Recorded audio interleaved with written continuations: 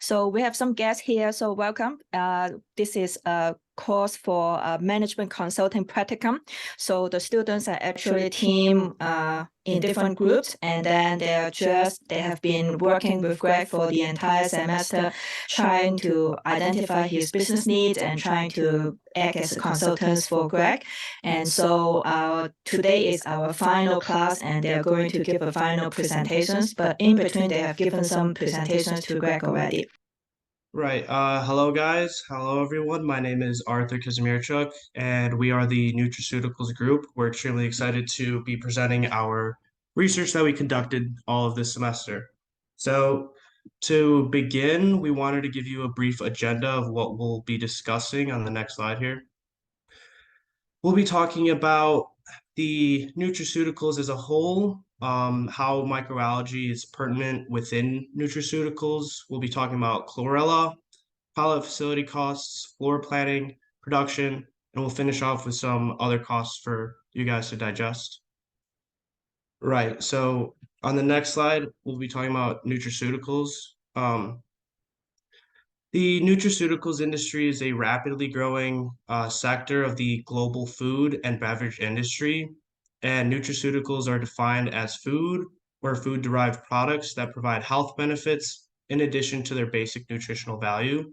And the demand for nutraceuticals has been increasing due to the growing awareness of the importance of preventative healthcare and wellness. Consumers are increasingly interested in products that can help maintain their health and prevent diseases. And nutraceuticals are typically seen as a natural alternative to traditional pharmaceuticals. And the nutraceuticals industry includes a wide range of products like dietary supplements, functional foods, and beverages. These products contain ingredients that have been scientifically proven to help provide benefits like health benefits, which include vitamins, minerals, herbs, and probiotics. And on the next slide, we'll be talking about the industry as a whole.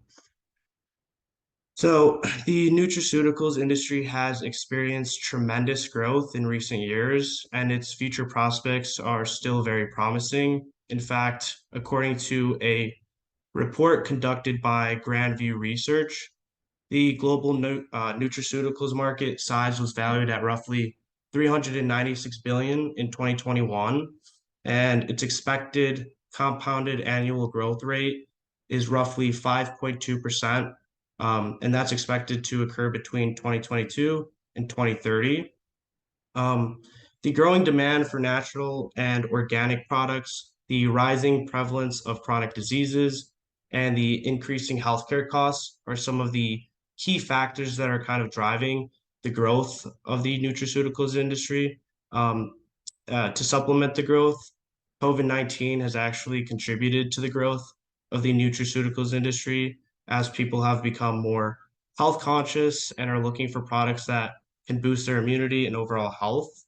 And according to another report conducted by Research and Markets, the global nutraceuticals market is expected to reach roughly 636 billion by 2030. So overall, the nutraceuticals industry is very poised for continued growth and success in the years to come. And on the next slide, we'll be talking about microalgae and its impact. Yes, now going into the microalgae in nutraceuticals, I will discuss the market size, the products, trends, and the potential growth, as well as the competitor analysis. First, the market size for microalgae in nutraceuticals in the year 2022 was $750 million globally, and it is projected to reach $1.3 billion by the year 2032, with an annual compound annual growth of 5.5%. This market size takes into consideration all the types of microalgae, including chlorella, spirulina, and nanochloropsis. Next, going into the product sections, the two most common products are dietary supplements such as vitamins, as well as functional foods. to emphasize, the microalgal products contain substantial amounts of vitamins D2 and B12, both which are absent in plants. Next, going into the trends, microalgae is known to be a good alternative for vegans as they are a source of protein and minerals. And this makes microalgae very powerful in the future as the world is starting to get more and more aware about sustainability and other trends such as anti-aging, health and wellness, demand for natural foods, sustainability, and the importance of the immune systems. Next, for the potential growth and competitor analysis, there is a company called All Microalgae that is based in Portugal, and they are currently integrating microalgae into food like ice cream, cookies, snacks, and among others.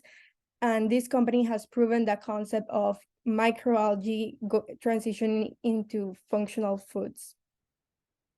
In the next slide, I'm gonna talk about the chlorella market analysis. According to the Maximize Market Research Institute, the compound annual growth rate from the year 2021 to the year 2029 is projected to be 6.3%, going from $268 billion to $438 billion globally. On the top right, there are some key players in the market, including all microalgae as well. On the bottom left, there is a regional analysis where North America is the largest region using chlorella. And on the bottom right, there is a projection for the application of chlorella in each segment, and nutraceuticals is expected to increase by the year 2029. Now, in the next slide, Bora is going to talk about the floor plan. All right. Thank you, Isabella and Arthur.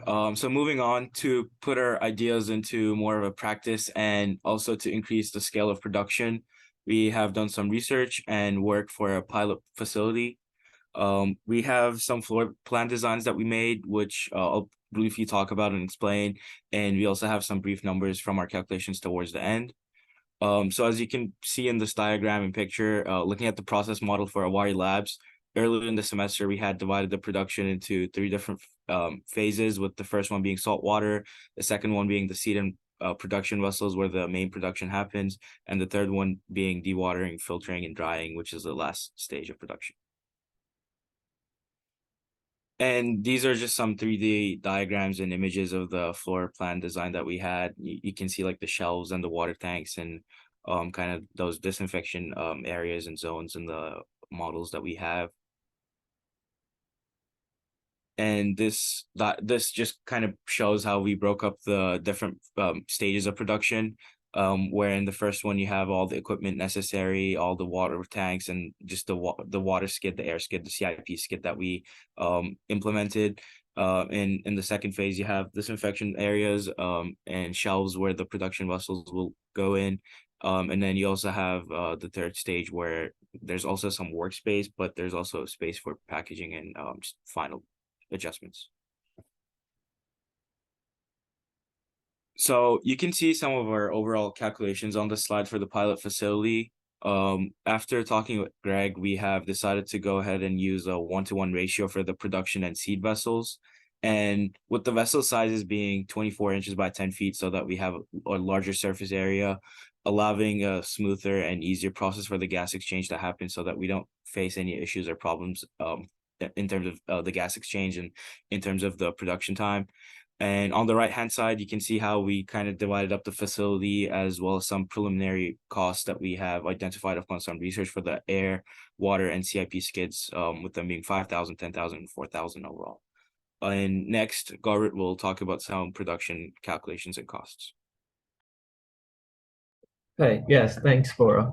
So we had a target production of 2 metric tons for Avari, and the cost for this would be $9,803, and this is all without overhead, and these are all very preliminary numbers. So we estimated and assumed that the maintenance cost of the machines and the equipment would come out to be 10,000 per month. And looking online, we found that the average cost for packaging a 300-gram packet is $1.5. So after assuming that 1.5 metric tons is sold per month, the cost of this would come out to be $7,500. Then we estimated that if we sell all of our product to wholesale, we'll be able to generate a revenue of $50,000 per month. And if all retail, then 60,000. So averaging this, we took $55,000 as a revenue for a month, and subtracting that from our cost, we come out with a profit of almost $27,000. So now I'm going to talk about some labor costs. So to run the facility and the daily operations of the company, Greg would need to hire few employees and accountants. And in today's market, the average salary for an accountant is 55,000, and he would help in inventory management. He would file all the taxes. He would help in financial reporting and prepare the budget for the company. Greg would need additional employees to help him with production, maintenance, to assist with daily operations and assist in R&D. So the typical hourly rate for this is $20 to $30, and we estimate the cost of this to be $64,400 annually. Next slide. To summarize, as we said that the nutraceutical market is projected to increase to almost 650 billion by 2030. So this indicates that the market is very lucrative and there is tremendous amount of opportunities and growth. Nutraceuticals have many health benefits, and with the people switching to a more vegan and vegetarian and a sustainable diet, this could be an excellent alternative for them, as this is natural. Although there are not many competitors in the industry right now, Greg could get first mover advantage here in the US and set some industry standards for the new companies entering the market. All right. Thank you.